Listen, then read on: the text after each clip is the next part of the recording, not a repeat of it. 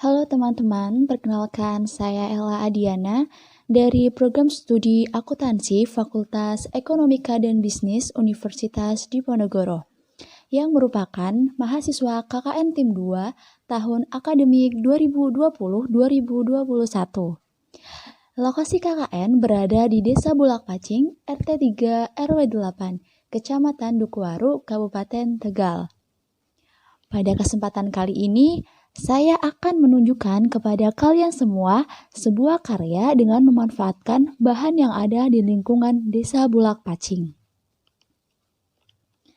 Karya ini saya beri nama Kerajinan Kayu Selong. Bahan utama dari kerajinan ini adalah kayu selong. Dalam pembuatan kerajinan ini, tentu ada alat dan bahan untuk menunjang proses pembuatan kerajinan sampai jadi. Alat dan bahan yang digunakan sangatlah mudah diperoleh. Saya akan jelaskan satu persatu ya teman-teman. Yang pertama, kayu selong. Kayu selong itu sebagai bahan utama kerajinan. Pilihlah kayu selong yang lurus sehingga mudah dalam penyusunan. Kalian dapat memperoleh kayu selong di pekarangan atau sawah. Bahan yang kedua adalah kardus. Pemanfaatan kardus bekas pada kerajinan ini untuk dijadikan bentuk tabung sebagai dasar penempelan kayu selong. Harus diingat ya teman-teman, pilihlah kardus yang tidak terlalu tebal sehingga mudah untuk dibentuk. Yang ketiga, benang jagung. Benang jagung digunakan sebagai bahan perekat pada saat menempelkan kayu selong dengan kardus. Keempat, sandal. Pada kerajinan ini, sandal yang digunakan adalah sandal yang sudah tidak digunakan. Sandal tersebut nantinya dijadikan dasar penempatan kerajinan agar dapat secara kokoh berdiri. 5. Lem Raja Wali. Telinga kalian tentu tidak asing bukan? Apa sih itu kegunaan dari lem? Yaps, kegunaan lem sebagai perekat pada pembuatan kerajinan ini. Kalian bisa gunakan lem Raja Wali ya, karena lem ini sangat kuat menempel. Lem Raja Wali dapat kalian peroleh di toko bangunan ya. Keenam, vernis. Vernis digunakan saat proses finishing pembuatan kerajinan. Pemilihan vernis sangat cocok sebagai pelindung kerajinan kayu agar tidak dihinggapi rayap. Tentu akan menambah keawetan produk kerajinan sendiri. Ketujuh, cat. Pembuatan kerajinan ini membutuhkan cat untuk memperindah hasil kerajinan. Kalian boleh memilih warna apa saja yang kalian inginkan. Kali ini saya menggunakan cat berwarna merah dan coklat. 8. Kuas. Tentu tidak akan tertinggal bila ada cat pasti ada kuas. Penggunaan kuas pada pembuatan kerajinan cukup dengan kuas berukuran 3,2. 9. Golok.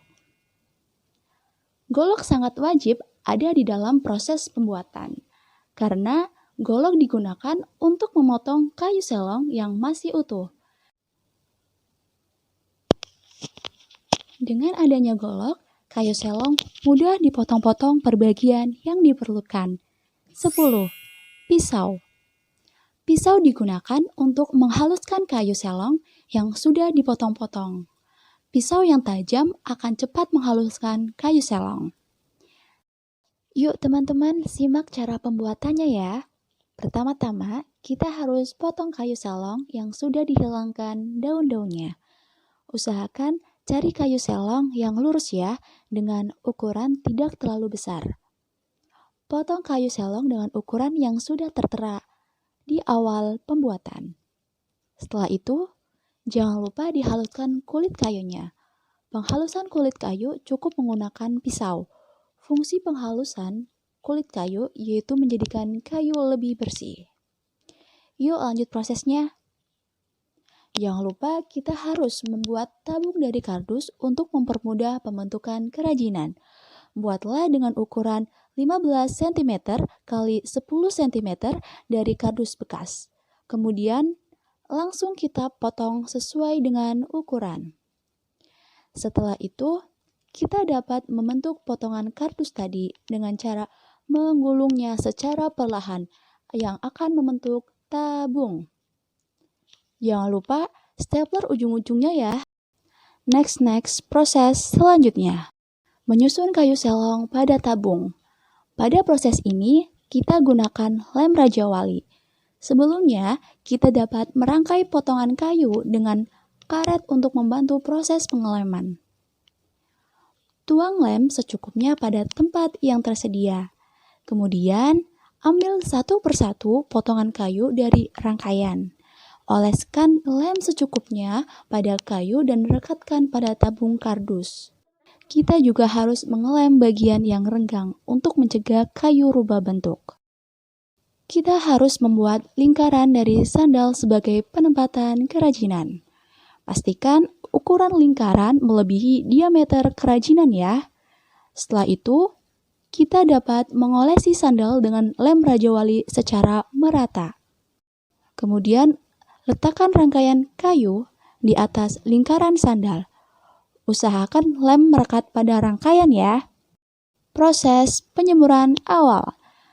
Rangkaian yang sudah dilem, usahakan langsung dijemur selama kurang lebih 5 menit agar kayu cepat merekat pada kardus dan sandal. Proses pengikatan. Gunakan benang jagung dengan panjang secukupnya untuk membuat lilitan pada bekas karet. Pelilitan ini berguna untuk menjaga rangkaian dan juga sebagai penghias. Lilit benang jagung pada rangkaian secara perlahan agar rapi. Buat 2 bagian lilitan ya. Yuk simak proses pengecatan. Setelah melewati beberapa tahap, rangkaian kerajinan masuk pada proses pengecatan. Cat semua bagian rangkaian dengan menggunakan cat varnish. Usahakan cat dengan rapi ya.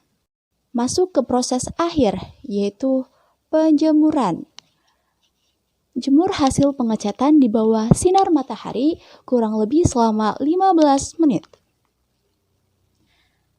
Oke, kerajinan sudah jadi. Apa sih kegunaan kerajinan ini? Kerajinan ini berguna atau digunakan sebagai tempat bunga untuk memperindah rumah kalian dan juga dapat digunakan sebagai tempat pensil agar kalian dapat semangat untuk belajar. Terima kasih sudah menonton dan jangan lupa untuk mencoba ya.